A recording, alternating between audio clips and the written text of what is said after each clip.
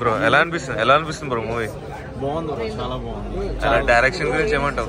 Direction తెలియదు కానీ NTR story పరంగా అయితే చాలా బాగుంది మూవీ.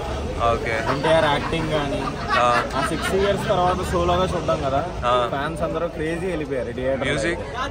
మ్యూజిక్ కూడా బ్యాక్గ్రౌండ్ మ్యూజిక్ అనిరుద్ధ్ అయితే హింట్ చేశాడు కొన్ని పర్టికులర్ ఐకానిక్ షాట్స్ ఉన్నాయి కదా, ఐకానిక్ షాట్ మీద పైకి రావడము, సముద్రంలో షాట్స్ అన్ని ప్రతిదీ ఐకానిక్.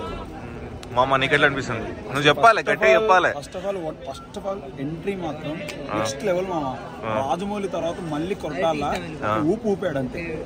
ఏదో రాజమౌళి తర్వాత సినిమా కొంచెం పోయిద్ది అన్నాడు, అది కాదు బదులు కొట్టేశాడు మామ.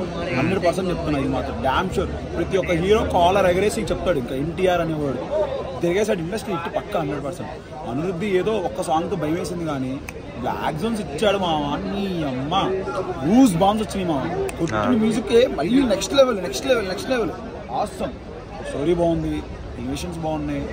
లాస్ట్ 45 minutes ఎన్టీఆర్ చెప్పినట్టు నిజంగా నెక్స్ట్ లెవెల్ మామ. సినిమా మాత్రం థియేటర్లోకి వచ్చి చూడండి.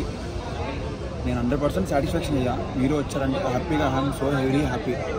మీ తారక్ అన్నట్టు. Thank you very much. Thank you bro. Bro